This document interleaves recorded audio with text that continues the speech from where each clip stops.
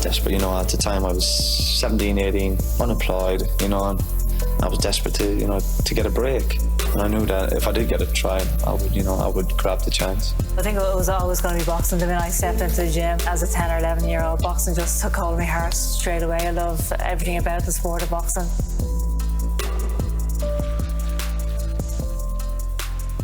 Hello, I'm Marie Crowe, and this is We Become Heroes, the RTE sport podcast that explores how elite athletes and sports people reach the top of their game and the lessons that they learned along the way. I'm delighted to say that my guest today is broadcaster and former professional footballer, Eamon Dunphy. Eamon, thank you so much for doing this. Just first of all, how's life? How's things? How have you been during the pandemic?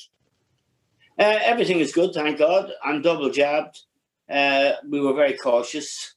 We wore our masks and we stayed socially distant, and we got through it okay. We didn't have some of the problems other people have. We were able to work from home, for example, and everything's fine. We just have to be careful still, and we're much more fortunate than other people. Can you recall your earliest memory of sport? Yeah, I was born in and lived in Richmond Road, Drumcondra, right opposite Tolka Park. And this was in an era when soccer was hugely popular. I grew up in an era where, the great League of Ireland teams, Shamrock Rovers probably most dazzlingly, but Waterford and Drumcondra, who played in Tolka Park, they were great teams. They were marvellous players. League of Ireland grounds were full when the big teams played each other. So there was a very flourishing League of Ireland soccer scene in Cork. And that's when I grew up, and I was soaked in it right from the beginning. With the crowds going in every Sunday to Tolka Park, I was outside hoping to get a lift over the stiles. So that was my first. And also I went to Croke Park a lot with my father, who was a Gaelic fan, a Kilkenny follower in hurling and a Dublin follower in Gaelic football. So we were in Croke Park every Sunday during the summer, and in Tolka Park or Daleyman Park, which is close by. So my whole life was absorbed by sport, and it was wonderful. Yeah, it does sound absolutely wonderful. So who were your heroes then? Did you have posters on the wall back then? We didn't have a wall. We didn't have posters, no. But I kind of knew. I suppose I used to go to Daleyman Park to watch the Irish team, and there was a player playing for the Irish team who was very small, Georgie Cummings. He played for Luton, who were then a First Division club. And he was a very small, very ball-playing inside forward. There was such a thing as an inside forward. They're midfield players now. And he was one of my heroes. Because I was very small, I thought he was great. And it was a very good Irish team then. And people like Charlie Hurley played, and all kinds of wonderful players. John Giles, of course, was also a hero because he made his debut for Ireland when he was 18. And I was in Daleyman Park when he scored his first goal against Sweden, which was a dazzling goal. And he would have been 5 or 6 years older than me, but he was a legend in schoolboy football in Dublin. And people always said, this guy is the best we've ever produced. And he turned out to be just about that. Bearing in mind Roy Keane and Paul McGrath would be also on that list, as indeed would Liam Brady. So John Giles would have been a hero, and Georgie Cummings. It's funny, you say you were small. I guess I never picture you as small because I always see, anytime I saw you were such a big character. Were you as small as a kid all the way through? Yeah, I was tiny. I was small and frail. But I was also, the other big thing when I was growing up was street football. We played a lot of football on the street, after school, before school, in the lunch break. We played every chance we got, if we could get a football, which wasn't a guarantee in those days. So I was a street footballer. and that was my involvement in it. The one thing I had was determination. And football is a game where if you have guile and a bit of wit about you, the big guy doesn't necessarily win. The small guy, I mean, I was no Lionel Messi, but Lionel Messi is a perfect example of somebody who really is very small, but still very strong, much stronger than I was, but still the greatest player maybe we've ever known. So that was my life. We played from the end of school until we were called in for our tea or our dinner, depending on which district you lived in. And then sometimes went out again in the summer, of course. There was no social media. We didn't even have a television. And when televisions came in, only the very, very privileged had them. So we didn't have anything else to do except go out and play in the street or to read. And I joined the library as soon as I was old enough to. So I read a lot and I played a lot of football. That was it. And then went to matches, which was brilliant. So my whole life, that was it. At school, of course, which I actually enjoyed, was the other part. But there was nothing like the distractions or entertainment or the buzz that kids get today. They have a lot more to be doing. They can do almost anything, including making things themselves, which is brilliant. But we didn't have that. But it did force you to use your own imagination. What did you read? I read everything, actually. I first started off with comics. I read my father's newspaper, which he brought home every night. And then I joined the library and I read Biggles and Roy of the Rovers, all kinds of stuff. And then I sort of progressed to reading more serious books. Again, the public libraries were brilliant because they offered people without means an opportunity to access books. The problem was you could only get one book every fortnight, and I'd have finished it in 2 days. So you'd have an agonizing wait until you were able to go in again. That kind of shortage or deprivation was common to people, who didn't live in houses full of books, unfortunately. But, I still enjoyed my school. I worked hard at my school. I worked hard at my football. I read an awful lot. And even going to the movies or the pictures, as we called them, was a bit of a struggle to get used to cost 8 pence, which I'm not sure, but it was a lot of money in those days. So, Eamon, when did you realise or notice or understand that maybe you had a bit of a talent for football? Well, I joined Stella Maris. I played in the road leagues in the summer.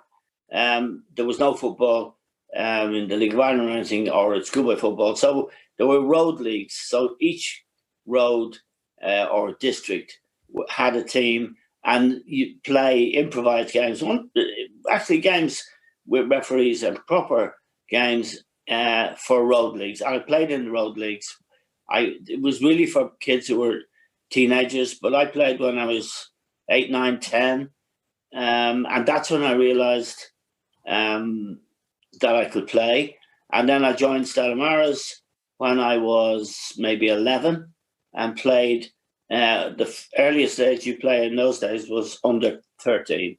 And because I'd spent so much of my life doing it on the street, I was pretty good. I knew I was pretty good. And I got picked to play for Dublin under 14. And we played Belfast. And at that stage, I thought I was a great player. Not a good player. And that was wonderful. And then I was in the Irish schoolboy team under 15. We played England in Talca Park, actually. and we played Wales in Cork. And Manchester United scout Billy Behan was watching our schoolboy matches, and we all knew he was there. And we didn't know quite who he was watching, but he was a kind of legendary figure. He'd sent John Giles away. He sent Paul McGrath away later. In fact, he didn't send Paul McGrath away. That's somebody else, actually, who was the manager of St. Pat's, a man named Walker, Charlie Walker, who's a wonderful man. But he sent a lot of players away, Billy Behan, and he sent me away to Manchester for a trial, a 2-week trial. And at that stage, that 2-week trial really amounted to the coaches having a look at you. But Manchester United in 1960, which is the year I went, had just experienced the Munich air crash, which was tragic in the most awful way. But Manchester United was a club with a lot of glamour associated with it because the style of football they played, because their manager, Matt Busby, and they had their pick of any young player in these islands, Scotland, Wales, England, and Ireland, of course. But it was a huge leap, and really the decision of whether you were kept or not came down to a 45-minute half a game that I played in that Matt Busby watched, and that was your trial, really. And I don't know, some God up in the sky, I absolutely played brilliantly. I knew there was a lot on the line, but we were playing against the best young players in these islands. And I don't often praise myself, but I did. And after 45 minutes, Jimmy Murphy, who was Matt Busby's assistant and in charge of the young kids at the club, he said, "You can come off now, Eamon, but don't worry, you're all right." And I flew home. I didn't need to walk. I was on air. And then I got a 2-year contract to take me up to 17. And that was absolutely unbelievable for me. Sad, though, for my mother and father and my brother. We had a small family, of course, but I was full of it. And off I went to Manchester. So that was the transformational moment for me in my life, really. And it had its upsides and, of course, downsides as well, because 15, going to a strange country, strange city, with very little. And it wasn't perfect for many people. But the one constant in my life was that I was very, very hardworking. I worked hard. The other constant that was that I started smoking cigarettes, which isn't good. So I wasn't sort of without sin.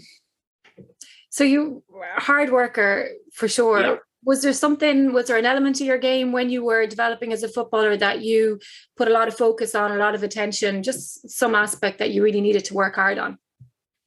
Well, strength, which cigarettes didn't help.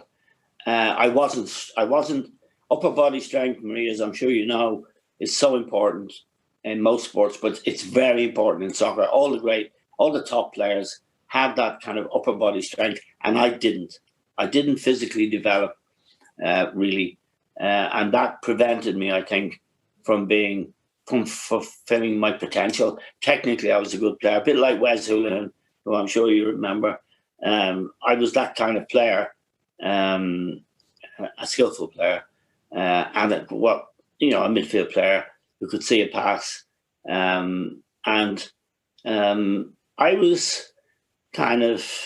I wasn't strong enough to be a top player. But I did my 2 years, and then there was another defining moment. When you were 17, you were either signed as a professional or let go. So that was another deadline. And luckily, I was signed as a professional. That was a huge moment. You got a Manchester United blazer, You got a little rise, and you were a married man. You were going to get a real shot at it. So that was another defining moment, which I happily managed to pass. And still so young, like that's the standout thing. You know, you're just a teenager and you're in this environment, and you know you're just a boy. Yes, absolutely. And I mean, George Best was in this. He was a year younger than me. George, we were pals, but you saw what happened with his life later on. And there were many other casualties, really. In some ways, you got bad habits, going to betting shops, and staying out too late at discos and eating sort of pretty bad food in digs and being lonely at times. Nothing like today. Today, it's done properly. In those days, even at a club like Manchester United, you weren't really cared for. You trained and you got the best training you could hope for. But the rest of the day, and we finished training at 1 o'clock, you were left to your own devices. And that's not good. You weren't prepared, for example, by further education. And that part of it was bad. And I didn't like it. But, you know, and later on, when I was a professional and had influence, I started encouraging people to go to college.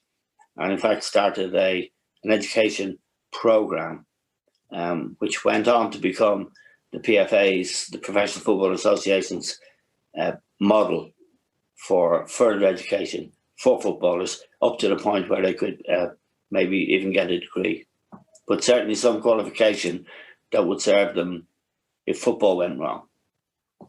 Was there a moment in your career where you felt that you really belonged at that top level, that you know that you were going to make it? No, there was the opposite. There was a moment when I was 19 when I realised I wasn't going to make Manchester United's first team, and where I knew I had to go somewhere else. So I asked for a transfer, which Maplesby surprised. It surprised him because he said to me, "People don't ask for transfers at Manchester United. They want to join us, not go." I said, "I'm not good enough and I need to go." So that was the moment. Then I went off to York City, then to Millwall, and became a journeyman really in footballing terms. But I played for Ireland and I, played for Millwall really. They were the club I spent most time at. Had a good team. We were in what's now the Championship, and we came very close to getting into the First Division, which is now the Premier League. So I had a decent journeyman's career, and it's always a struggle at that level. And I continued to be 9 stone 4 was my fighting weight. And when the Rothmans yearbook came out every year with all the details of all the players in the Football League, I was a stone lighter than the next lightest player, who was 10 stone 4. So I had that disadvantage. Oh, it was my own fault. I wasn't looking after myself properly. Did you have any major setbacks in your career, or is there one that you can pinpoint that you think, right, this was the one that I really, really found it difficult to overcome? I was very lucky. I didn't get injured. I never had a bad injury. And I had 9 happy seasons at Millwall before going on to Charlton, Reading as well. We got promotion at Reading. We got promotion at Charlton. And in the first season I was at Millwall, we got promotion. So I was in 3 promotion-winning teams, which, was a very satisfying experience and very happy experience. Played for Ireland 23 times. Not in our best years, as is obvious, if I could get in the team. But I think we only won 2 of those 23 games. John Giles once asked me, he said, "Did it ever occur to you, Eamon, that there might be some connection with you being in the team?" and losing all those games. I said, yes, John, it did. So, no, I had a good career for someone who didn't have the strength to be a top player, and that was fine. Who had the biggest influence on your career? Well, John Giles was always a mentor to me when I was in the Irish team, and he was in it as well. So John was an influence. And we had a manager at Millwall, Benny Fenton, who was an influence as well. Played for him for a long time, I think 7 or 8 years. So they were two people who had an influence on me. Did you always want to be a footballer, or did you have other aspirations? Well, I always wanted to be a footballer because the options weren't good. Education, second level, wasn't an option because we couldn't afford it. And it's difficult to know where I'd have ended up if football hadn't happened for me. So, I think every young street footballer who went on to play schoolboy football would have a little dream that but you could get to England. And I still think that's probably the same, but it's done in a much better way now. But it still can be heartbreaking. If you go to England and say at 17, you're rejected, you come back home, you've missed education, you've missed the opportunity to prepare for a real job. Worse, if you come home age 20, as many do, 21, what are you going to do? Football doesn't prepare you for anything else, really. You don't get a qualification. It does prepare you for hard work and the ability to concentrate and to generally build your character, because there's plenty of knots in it, you know. What's harder, football or journalism? Well, journalism has its own disciplines and demands. So they're both hard to do well. And they both demand, in my opinion, total dedication to what you're doing, total commitment, and a kind of the ability to occasionally concentrate and believe in yourself.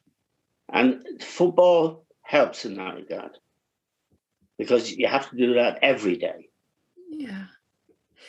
Did you ever consider Gaelic football, or was it always soccer? No, I was too small, unfortunately. I wouldn't have been. I'd only been a ball boy. So, Eamon, when you think of all the games that you played, and you look back at maybe when you're growing up and the footballer that you wanted to be, is there one standout performance that defines what you were about? There isn't really, Marie. I mean, I suppose the one thing I told you earlier about that 45 minutes when Matt Busley was watching out of a 2-week trial, he was the guy who was going to make the call.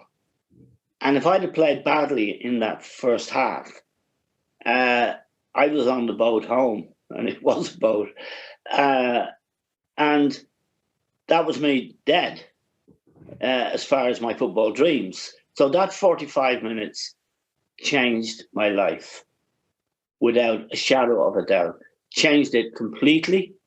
And of course, I kind of knew that it was very important, but I didn't know how life-changing it was, and how fleeting the opportunity passes you by.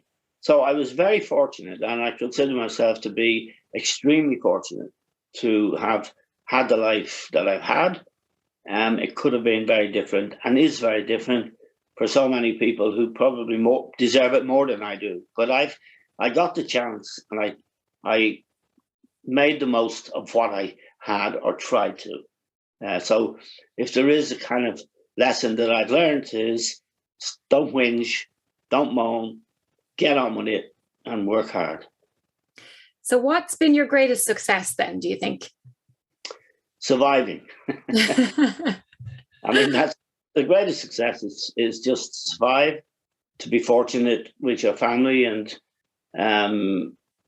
to be as good a person as you can be, and to work when you have to work, and when you have to play.